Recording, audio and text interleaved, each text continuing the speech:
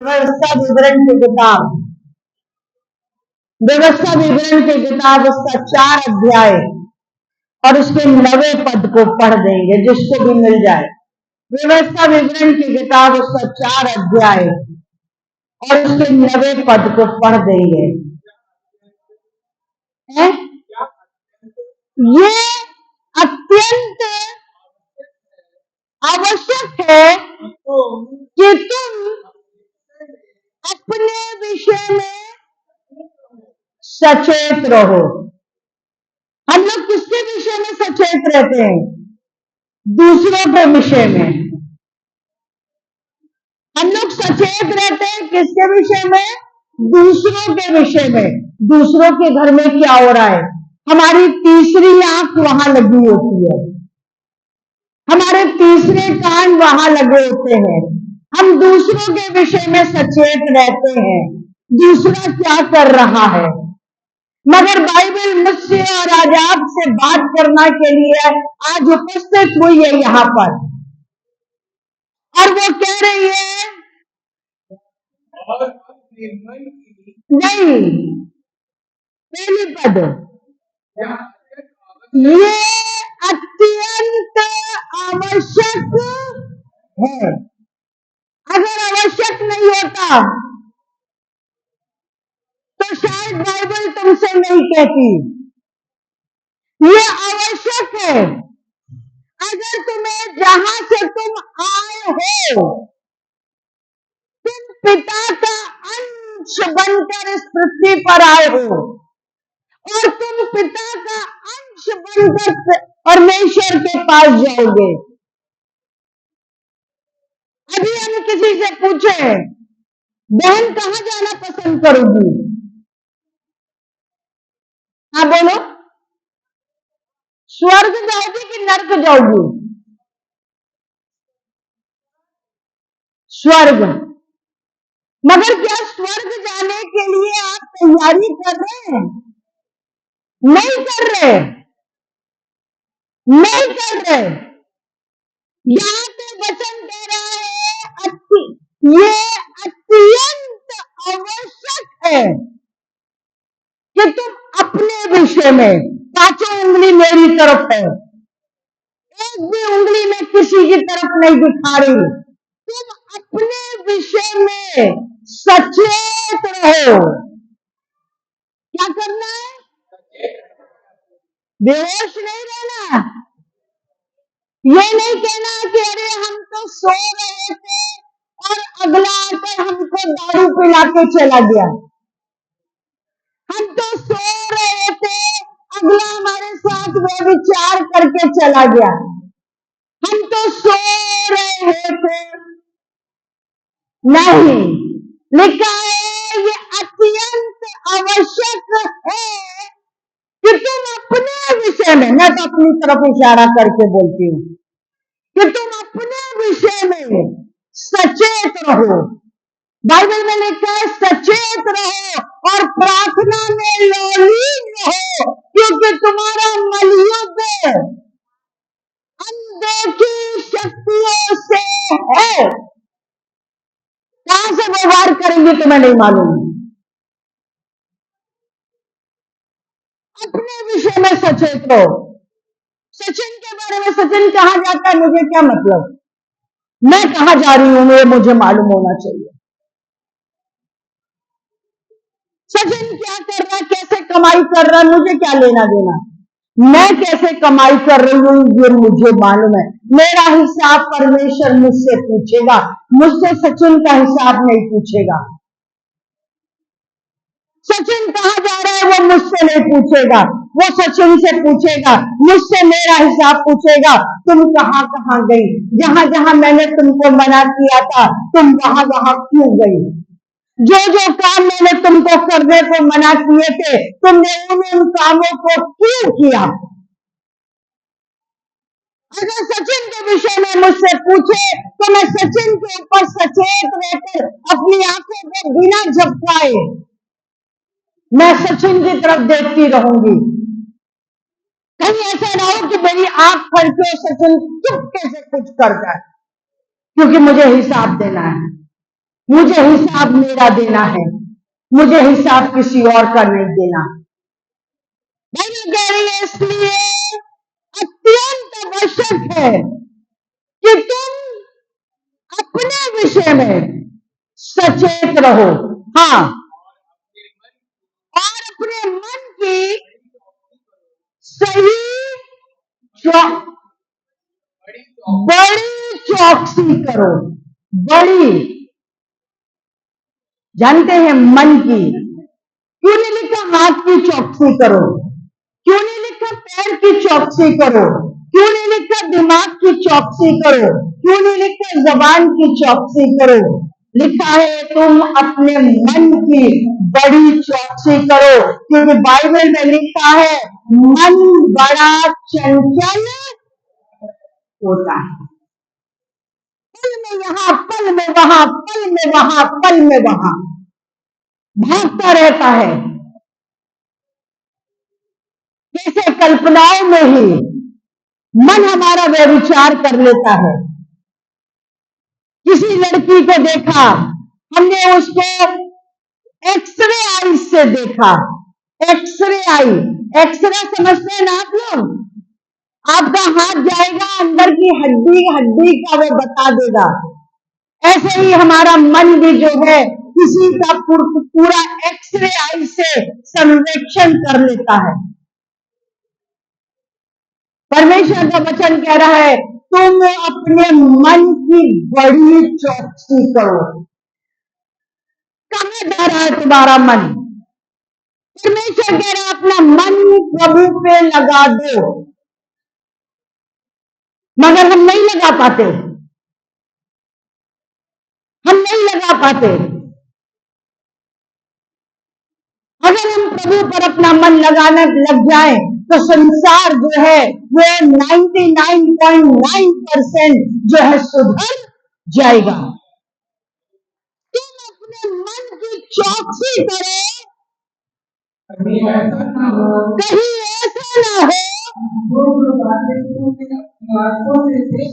जो जो बातें तुमने अपनी आंखों से देखी हैं। हालेलुया। तुमने क्या देखा? तुमने अपने घर में टूटी हुई चंगाई देखी, तुमने अपने बंधनों को खुल के गिरता हुआ देखा, तुमने अपने जीवन में काम होता हुआ देखा, तुमने बड़े बड़े परमेश्वर के कामों को अपनी खुली हुई आंखों से देखा। कहीं ऐसा ना हो कि तुम्हारे मन की चंचलता तुमको परमेश्वर से दूर ले जाए और तुम उन बातों को भूल जाओ और तुम उन बातों को भूल जाओ जो तुमने अपनी आंखों से देखी है। मेरी औरत बांझ थी, मेरे घर में परमेश्वर ने बच्चे उत्पन्न करे। आज हजारों लोग इस भवन से बता रही हैं, दसियों लोग बांझपन के श्राप से छूट गए, मगर मालूम है उनके चंचल मन ने उनको इस जगह से परमेश्वर की उन बातों से अलग लेके चला गया। आज वो कहीं कहीं पड़े हुए हैं। परमेश्वर के लिए समय देते समय उनको नींद आने लग जाती है। वो उन बातों को भूल गए जो परमेश्वर ने उनके जीवन में की थी। और ये वचन बता रहा, मैं नहीं बता रही, लिखा है कहीं ऐसा ना हो कि तुम उन बातों को जो आंखों ने देखी है उन्हें भूल जाओ। किसी और की आंखों ने नहीं, आपकी गवाही मैं दूंगी, ये मेरी आंखों ने देखा, मगर आपने तो अपने ही घर में होती हुई गवाहियों को देखा है। तो आप अगर अपने मन की चौकसी नहीं करेंगे तो आप क्या करेंगे? प्रभु को झूठा ठहराकर अपने मन की चंचलता के साथ प्रभु से दूर चले जाएंगे। कहीं ऐसा ना हो जो बातें तुमने देखी है, सुनी नहीं है, सुनाई नहीं गई है,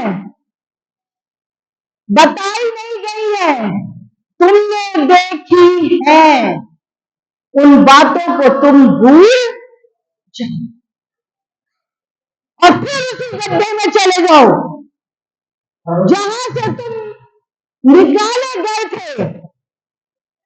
उसी गड्ढे में तुम फिर पहुंच जाओ और फिर जब पहुंच जाओगे तो फिर अपने आप को कूद काट के बाहर निकालोगे। और बहुत लोग ऐसे ही करते हैं कि बाहर निकलते हैं और फिर उन्हें ख्याल आता है, अरे मैं तो उसी तरह फिर फंस गया, अब मैं फिर अपने आप को रगड़ रगड़ के साफ करूंगा और मैं प्रभु के पास जाऊंगा और फिर पा जाऊंगा और फिर खो जाऊंगा। बाइबल बताती है अनुग्रह एक बार होता है, बार बार नहीं होता। परमेश्वर तुम पर अनुग्रह करना चाहता है। तुमको वो बुलाकर लाया उस समय जब तुम्हारा कोई नहीं था, उस समय जब तुमको लोग ताने मार रहे थे, उस समय परमेश्वर तुमको अपने निकट बुला के लाया और तुम लगे रहे लालसा से।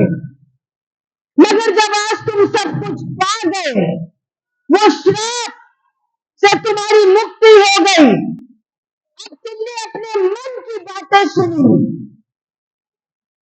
और तुम्हारे मन ने तुमको परमेश्वर के अनुग्रह से दूर कर दिया है। अपने मन की बड़ी चौकसी करो, छोटी नहीं, अपने मन की बड़ी चौकसी करो, कहीं ऐसा ना हो जो बातें तुमने देखी है उनसे तुम विमुख हो जाओ। कौन सा? कब? अरे आप तो बहुत साल पहले वाली बात कर रही हैं। परमेश्वर को मेरे पैदा होने से लेकर मेरे मरने तक का हिसाब रखता है। उसने कब मुझको क्या दिया है ये बात उसको मालूम है। कब मैंने उससे क्या मांगा और उसने मुझे क्या दे दिया, ये उसने हिसाब रखा है। और वो अपने हिसाब का बड़ा पक्का परमेश्वर है, क्योंकि बाइबल में लिखा है वो जलन रखने वाला परमेश्वर है। वो अपनी महिमा किसी और को लेने नहीं देता है। इसके आगे पढ़ देंगे बेटा। और जीवन भर के लिए तुम्हारे मन से भूल गए साहब। कौन? प्रभु यीशु मसीह जब आए तो पांव पकड़ के बोला, अरे भाभी, प्रभु ने मुझ पर जितने उपकार किए हैं उसका बदला मैं उसे क्या दूं। मैंने कहा भैया 1 घंटे की आराधना है, शाम रात में 10 बजे से 11 बजे तक। जानते हैं हमारा उसी समय नेटवर्क खत्म हो जाता है, क्योंकि हम दिन भर तो जो है नेटवर्क पे चैट करते रहते हैं, नेटवर्क पे हम दुनिया की चीजें देखते रहते हैं, नेटवर्क से हम बड़ा सारे काम कर लेते हैं। मगर जिस समय परमेश्वर ने कहा 1 घंटा मेरा है, उसी समय मेरा नेटवर्क खत्म हो गया। कैसे करो? बड़ा महंगा नेटवर्क आता है। जब तुम फालतू की चीजें देख रहे थे तो क्या नेटवर्क महंगा नहीं था? हाँ, मगर तुमने क्या करा? उसके उपकारों को क्या करा? भूल गए, छोड़ दिया। जीवन भर के लिए तुम्हारे मन से उसके उपकार हट गए। इसलिए परमेश्वर कह रहा है कि बड़ी कड़ाई से अपने मन की क्या करें? चौकसी। जिस समय आप दिन भर नेटवर्क रोल फोन कर रहे हो और वो आके बताता है 50% रह गया आज का, उस 50% को अगर बचा लोगे तो तुम्हारा 1 घंटा तुम्हारा परमेश्वर के साथ गुजर नहीं पाएगा। और वो 1 घंटा ना सिर्फ तुम्हारे लिए मगर तुम्हारे परिवार के लिए उद्धार का वसीला बच जाएगा।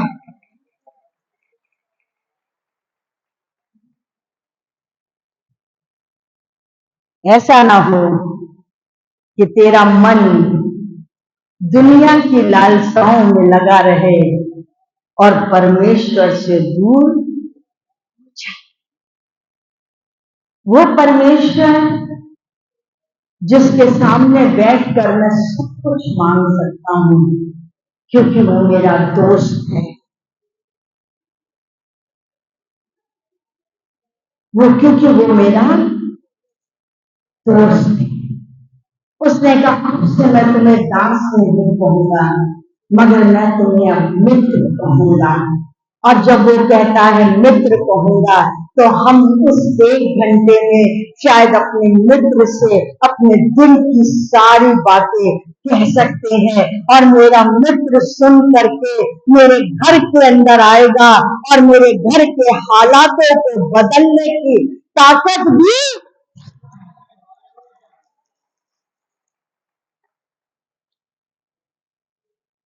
एक व्यक्ति के विषय में लिखा है, पतरस नाम है। पतरस ने बड़े सारे यीशु मसीह के काम देखे, मगर मालूम उसने अपनी आंखों को क्या कर लिया, बंद कर लिया, बंद कर लिया। और जब बंद कर लिया और जब यीशु मसीह पकवाया गया था, उसका मन जो था इस बात से चिंतित हो गया, अरे यार ये लोग तो यीशु को ठोक रहे हैं, कहीं इसके साथ मुझे भी ना ठोक दे। यीशु ने उसे क्या कहा था, ऐ पतरस, मैं तुझ पर अपनी कलीसिया बनाऊंगा और अधोलोकों के फाटक तुझ पर प्रबल न होंगे। मगर मालूम है पतरस ने अपने मन के आगे उसका इनकार कर दिया। उसने कहा, मैं नहीं जानता कौन यीशु। वो पतरस जो उसके साथ रहता था, वो पतरस जिसने उसके साथ बड़े बड़े काम किए थे, वो पतरस जो यीशु मसीह को गुरु कह के पुकारता था, उसने अपने मन की चौकसी नहीं करी। उसने ये नहीं सोचा जो यीशु कह रहा है कि मैं इस 3 दिन के अंदर इस मंदिर को गिराकर और फिर उठा दूंगा।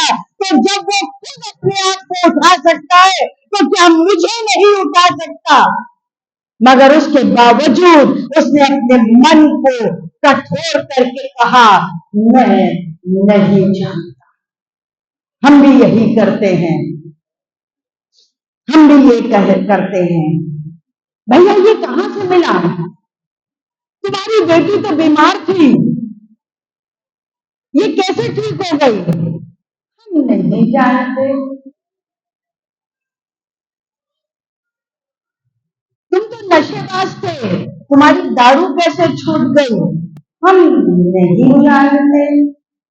तुम तो पागल थे, तुम्हारा दिमाग कैसे ठीक हुआ, हम नहीं जानते। हालेलुया। जानते हैं, मगर वो जानता है कि तुम जानते हुए भी तुमने अपने मन को कठोर कर लिया है। तुमने अपने मन को कठोर कर लिया, तुम उसके किए गए उपकार को भूल गए हो। और बाइबल में लिखा है, पहला यूहन्ना उसके 5वें अध्याय और उसके 10वें पद में पढ़ लेंगे।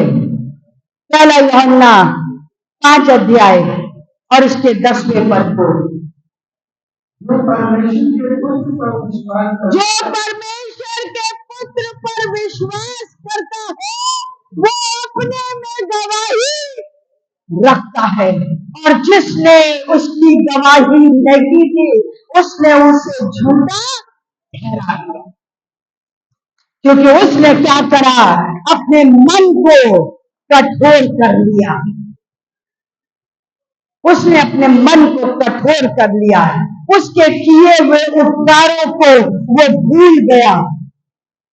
और जब हम किसी के किए हुए उपकार को भूल जाते हैं, तभी हम उससे कन्नी काट के निकल जाते हैं। ऐसे आ रहा है वो बंदा और हम कन्नी काट के निकल जाएंगे।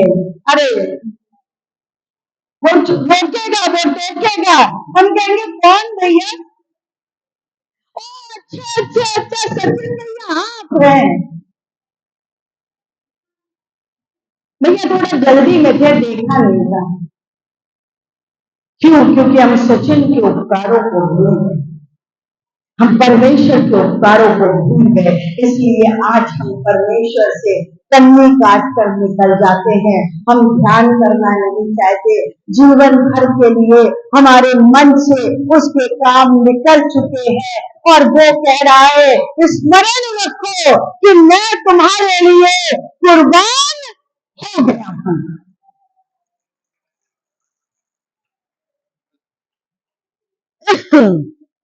सबसे बड़ा हमारा अगर कोई धोखेबाज है तो वो हमारा मन है, जो हमको धोखा देता है, लुफ्त लुभानी बातें में फंसा देता है और हम फंस जाते हैं। स्वर्ग बाग दिखाता है, हाथन पावन में दम नहीं और सपने देखने में हम कम नहीं। और हम सपनों में इतना खो जाते हैं कि हम भूल जाते हैं कि इस सृष्टि का कर्ता हमारा पिता है। अगर वो चाहे तो वो सब कुछ कर सकता है। हमको करने की क्या आवश्यकता है? यहाँ पे लिखते चलेंगे, मत्ती की किताब उसका 5 अध्याय उसके 8वें पद को पढ़ देंगे। मत्ती की किताब 5 अध्याय उसके 8वें पद को है, धन्य है वे जिनके मन,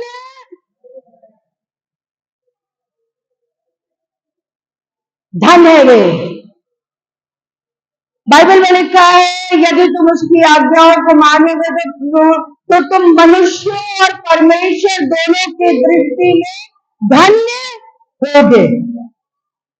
धन्य है वे जिनके मन शुद्ध हैं, जिन्होंने अपने मन को अपने अधिकार में रखा है, जो लोग अपने मनों की चौकसी करते हैं। मेरा मन कहीं व्यर्थ बातें ना सोचे, मेरा मन कहीं ये ना कहे अरे तुम ही क्यों कर रहे हो, और भी तो लोग होंगे करने के लिए।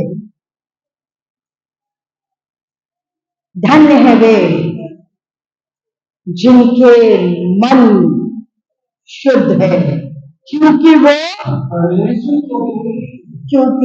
परमेश्वर को देखेंगे। मगर जो भूल जाएंगे, जिनके मन से जिंदगी भर के लिए, पहली आयत में लिखा था जीवन भर के लिए, जिनके जीवन से परमेश्वर हट जाएगा, वो परमेश्वर को कतई नहीं देखेंगे। कतई नहीं मतलब कतई नहीं देखेंगे। मगर वो लोग जिनके मन में एक दिन से लेकर जीवन उपरांत तक परमेश्वर राज करेगा, वही लोग परमेश्वर को अपनी खुली आंखों से देखने पाएंगे। हालेलुया। धन्य है वे जो अपने मन की चौकसी करते हैं, जो उसके उपकारों को नहीं भूले। आज दिया है कल वो ले भी सकता है। जानते हैं अय्यूब के विषय में, अय्यूब को परमेश्वर ने सब कुछ दिया, एवरीथिंग, और फिर एक दिन अचानक अय्यूब से सब कुछ ले भी लिया। मगर अय्यूब इस बात को नहीं भूला, जब सब था तो भी वो परमेश्वर करता था, और जब सब चला गया तब भी वो कह रहा है उसने दिया, उसने लिया, उसका नाम। क्यों? क्योंकि उसका मन उसके अधिकार में था।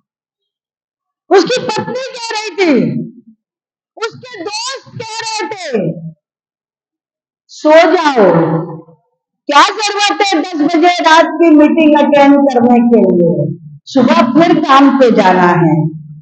सो जाओ। उसने कहा नहीं, ये 1 घंटा तो मेरे परमेश्वर का है और मुझे उसके साथ व्यतीत करना है। और जब मैं उसके साथ 11 बजे रात तक जागूंगा तो कल सुबह वो मुझे दुगनी सामर्थ्य के साथ उठाएगा और मेरे दुगने कामों को बना देगा। मगर जब हम भूल जाएंगे कि देने वाला वो है तो हम लेने के लिए उसके सामने हाथ फैलाते रह जाएंगे, मगर वो देगा नहीं। हम मांगते रहेंगे मगर वो देगा नहीं। हमको लेने के लिए अपने मन की चौकसी करने की जरूरत है। अपने मन की चौकसी करने की जरूरत है। एक आखिरी जगह चलेंगे क्योंकि गर्म बहुत हो रहा है।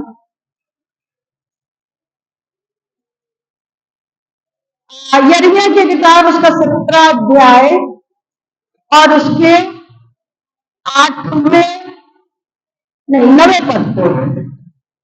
यिर्मयाह 17:9। मन तो मन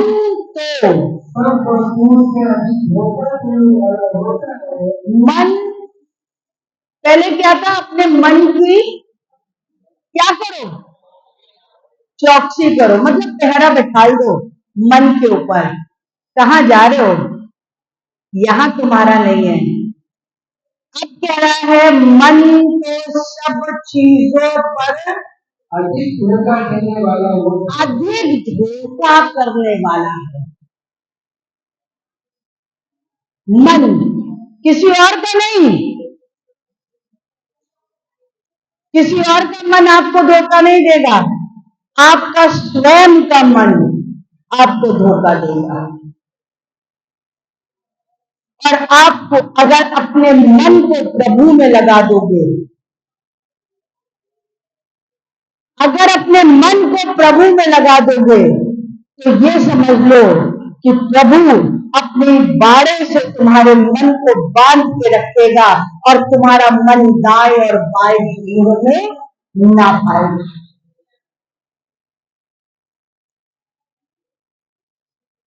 हम लोग एक गीत गाते थे, मतलब पुराना है, फिल्मी गाना है। आप कहेंगे भाभी यहाँ से फिल्मी गाने का प्रचार करिए। नहीं, उसके शब्द बड़े अच्छे थे। मन को पिंजरे में मत बांधो, मन का कहना मत टालो। मन तो है एक उड़ता पंछी, जितना उड़े उड़ा लो। सबोपदेशक की किताब उसका 11 अध्याय और उसके आखिरी वाले पदों में यही कह रहा है, जो कुछ तेरा मन कहे तू सब कुछ कर लेना, सब कुछ कर लेना। मगर कहीं तू ऐसा ना कहने पाए और मेरे सामने शराब की बोतलें रखी थी और प्रभु को ने मुझे पीने नहीं दी, और मेरे सामने हीरोइन बैठी थी और मैं व्यभिचार नहीं कर पाया। मगर मालूम है 12वें पद के पहले पद में कह रहा है, जवान अपनी जवानी के दिनों में अपने सृजनहार को मत भूलना। अगर तुम उसको याद रखोगे तो जानते हो तुम्हारा मन तुम्हारे अधिकार में रहेगा। क्यों? क्योंकि वो तुम्हारे मन की रक्षा करेगा। अगर आप सोचते हैं कि आपके मन की आज भी उड़ रहा है, मन को पिंजरे में न बांधो, मन का कहना मत टालो। मन को है उड़ता पंछी, जितना उड़े चौवा बांध खोलते जाओ, उड़ ले भैया उड़ ले। और जानते हैं एक दिन ऐसे कटोगे कि कौन लूट के ले जाएगा तुम्हें पता भी नहीं चलेगा। मगर अगर मन तुम्हारे अधिकार में है तो वो तुम्हारी और परमेश्वर की सोच के अनुसार चलता रहेगा और कहीं दाएं और कहीं बाएं मुड़ने ना पाएगा। जो समय मिला है हमको, उस समय का हम सदुपयोग करें। परमेश्वर का दशवांश मैं बार बार बोलूंगी, पैसे का नहीं, सिर्फ अपने जीवन का, अपने समय का दशवांश परमेश्वर को दें। इस तरह से तो 24 घंटे का 2 घंटा 40 मिनट बनता है। अगर 2 घंटा 40 मिनट आप प्रभु को दे देंगे तो याद रखिए कि जब कभी आपका मन चीजों में भटकेगा, उड़ने की कोशिश करेगा, परमेश्वर उसके ऊपर अपना जाल डाल देगा और आपको उस षड्यंत्र से वो बचा ले जाएगा। अगर आप चाहते हैं कि आप प्रभु के अधिकार में रहें, ये समय है आपके लिए, ये समय है आपके लिए कि आप अपने आप को प्रभु के हाथ में दें। कोई जाल नहीं है आपके पास, मगर आपका खुद का मन आपको अपने अधिकार में रखना, उस पर चौकसी बैठानी है, उस पर पहरा बैठाना है। आपको सोचना है, आपको सोचना है कि मुझे क्या करना चाहिए। आपको परमेश्वर ने क्या क्या चीज दी है, मैं एक चीज बताकर खत्म करूंगी। जानते हैं, आपको मन दिया है, मन को उड़ाने के लिए और मन को बांधने के लिए आपको बुद्धि दी है ना। अब आप सोचिए कि आप अपनी बुद्धि से आप अपने मन को कितना उड़ाओगे। चने के पेड़ पे चढ़ा दीजिए अपने मन को और ढाई से नीचे गिर जाइए, और या फिर अपने कब्जे में रखिए और प्रभु में लगा दीजिए। ये आपके हाथ में है, आप क्या करना चाहते हैं। जो कुछ करना चाहते हैं आप प्रार्थना में अपने आप को रख करके सोचिए। अगर आज भी आपका मन भटक रहा है तो उस भटकन से परमेश्वर आपको निकालना चाहता है। हालेलुया।